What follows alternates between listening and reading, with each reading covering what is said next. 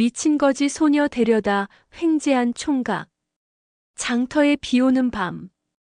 비가 억수같이 쏟아지던 초여름 장터 장정들은 서둘러 짐을 꾸리고 떠났지만 장터 한쪽에서는 헝클어진 머리칼에 어린 여인이 진흙탕 속에서 떡 한 조각을 주워 먹고 있었다. 사람들은 그녀를 미친 거지라 부르며 손가락질했다. 저런 건 귀신 들린 거야. 눈 마주치면 안 돼. 그러나 26살 총각 박춘복은 달랐다. 고향에서도 성실하기로 소문난 농부였던 그는 그저 불쌍했다. 비가 더 세차게 내리자 그는 집신을 벗어 여인 앞에 내밀었다. 이리 와요. 여기서 이러면 얼어 죽어요. 여인은 아무 말 없이 고개를 숙였다. 춘복은 그녀를 등에 업고 집으로 향했다. 초가집 문을 닫자마자 여인은 마루에 쓰러져 깊은 잠에 들었다. 옷은 젖어 있었고 손에는 상처가 가득했다. 이튿날 아침 닭 울음소리에 눈을 뜬 여인은 겁에 질린 눈으로 주위를 둘러봤다. 춘복이 따뜻한 죽을 내밀자 그녀는 망설이다가 조심스레 한 숟가락을 떴다. 그런 다음 춘복은 아궁이에 물을 데워 그녀를 씻겨주었다. 그리고 허름한 옷을 갈아입게 하였다. 그녀의 피부는 매우 곱고 몸과 얼굴은 백옥같이 빛났으며 아름다웠다. 춘복은 여인이 아름다워 자기도 모르는 사이 여인을 꼭 안았다. 이름이 뭐예요? 대답은 없었다. 다만 떨리는 손끝이 밥그릇에 넣자 비슷한 모양을 그렸다. 말이 통하지 않아도 춘복은 묘하게 마음이 끌렸다. 며칠이 지나자 여인은 집안일을 돕기 시작했다. 새벽이면 우물가에서 물을 길어오고 초가 지붕이 새면 조용히 흙을 이겨 메웠다. 마을 사람들은 수군댔다. 박 총각이 미친 여자를 데려다 살린대. 제정신인가 몰라. 하지만 춘복은 아랑곳하지 않았다. 오히려 그녀의 맑은 눈빛과 아름다움이 마음을 흔들었다. 어린 여인은 때로는 멀리 산을 바라보다가 눈물을 흘리기도 했고 때로는 밤마다 악몽에 시달리며 몸을 떨었다. 그러던 어느 날 밤 비슷한 폭우가 다시 내렸다. 여인은 잠결에 중얼거렸다. 홍가 아버지. 춘복은 놀라며 다가갔다. 그녀의 눈에는 두려움과 슬픔이 뒤섞여 있었다. 홍가라 어디서 많이 들은 이름인데. 춘복은 그날 밤 내내 잠을 이루지 못했다. 이상한 여인과의 인연이 단순한 동정이 아니었음을 그때는 아직 알지 못했다. 며칠이 지나자 여인은 조금씩 말을 배우기 시작했다. 그러나 기억은 여전히 단편적이었다. 이름을 물으면 고개를 젓고 글씨를 써보라 하면 떨리는 손으로 홍자 하나만 적었다. 춘복은 그 글자를 지붕 아래 걸어둔 종이에 보관했다. 마음 한켠에서 이상한 예감이 스멀스멀 피어올랐다. 그 무렵 마을에는 괴소문이 돌았다. 한양에서 내려온 관리가 홍참판 댁에서 도적이 들었고 집안이 풍비박산이 되었다고 말했다는 것이었다. 그 소식을 들은 춘복은 며칠 동안 생각에 잠겼다. 설마 저 여인이 그 집 딸일 리가 있나? 하지만 홍자 글자 그리고 밤마다 꾸는 악몽의 내용이 자꾸 머릿속을 맴돌았다. 그날 밤 여인은 작은 손가락으로 흙바닥에 무언가를 그렸다. 큰 집 모양 그리고 우물과 산자.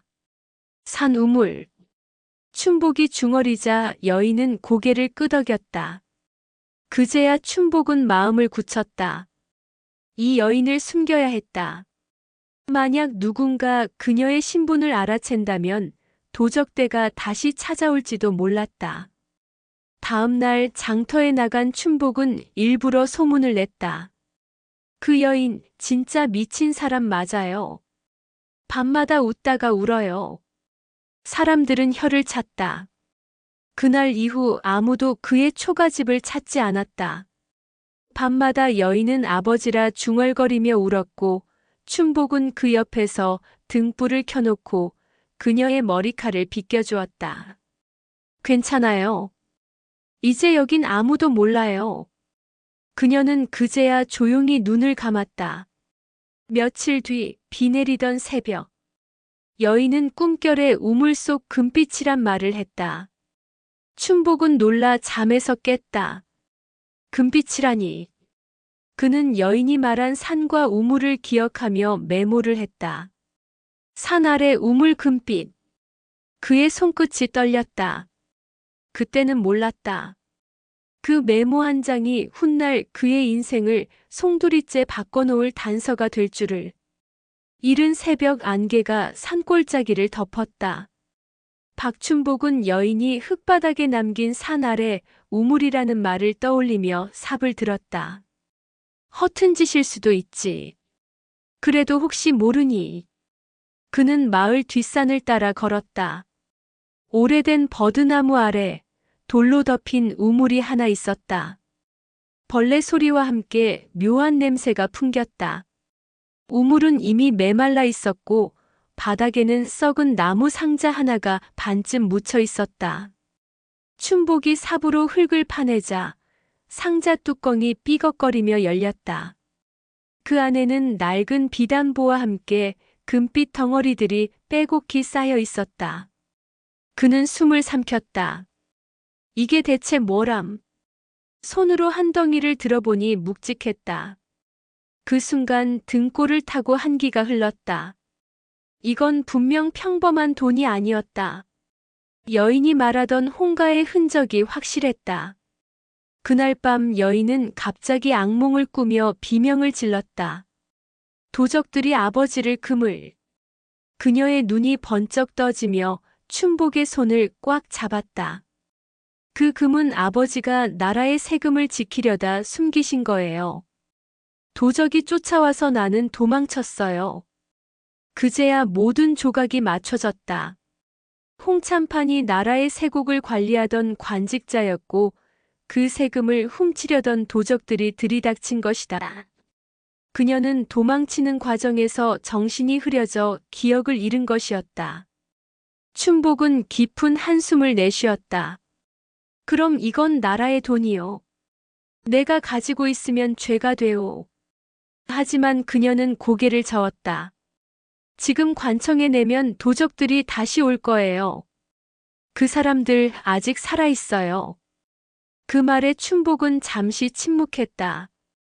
금빛 상자를 바라보는 그의 눈동자가 흔들렸다. 그는 결국 상자를 다시 묻었다. 이건 당신이 완전히 나을 때까지 아무에게도 말하지 맙시다. 그녀는 조용히 고개를 끄덕였다. 그날 이후 두 사람은 더욱 조심스레 살았다. 하지만 세상에 비밀이 오래 숨어 있을 리 없었다. 며칠 후 장터에 낯선 사내들이 나타났다. 홍참판의 금이 이 근처에 숨겨졌다더라. 그 소문은 삽시간에 퍼져나갔다.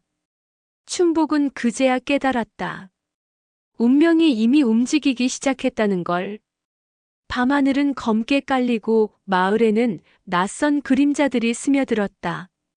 장터에서 봤던 사내들이 초가집 근처를 맴돌았다.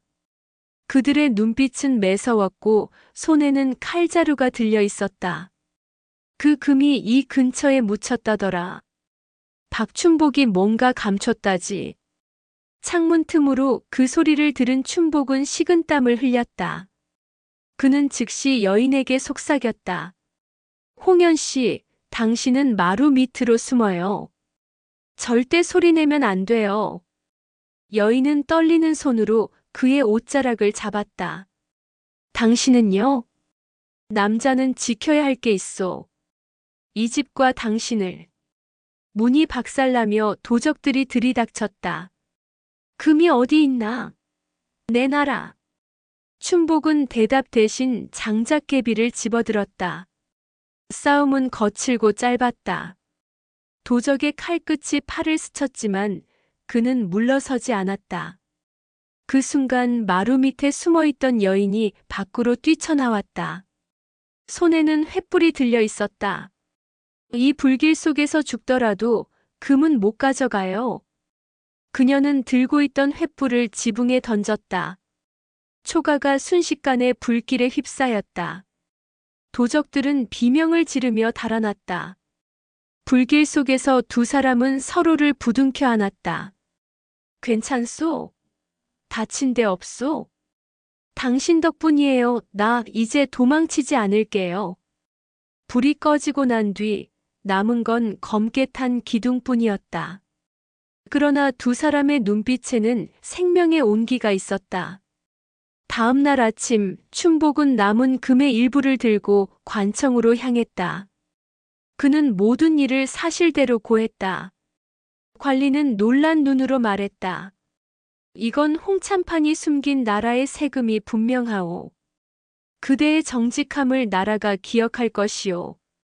춘복은 상금을 받았지만 절반은 고아와 과부를 위해 내놓았다. 사람들은 그를 의로운 총각이라 불렀다. 그날 밤 여인은 조용히 말했다. 내 이름은 홍연이에요. 홍가의 막내딸이었죠. 이제야 기억이 돌아왔어요. 춘복은 미소 지었다. 이제는 그 이름으로 살아요. 홍연 씨. 그녀의 눈에 눈물이 맺혔다. 그러나 이번 눈물은 슬픔이 아닌 안도의 눈물이었다. 봄이 다시 찾아왔다. 불타버린 초가 대신 새 기와집이 들어섰고 그 안에는 따스한 웃음소리가 끊이지 않았다. 박춘복과 홍연 두 사람은 이제 세상에서 부부로 불렸다.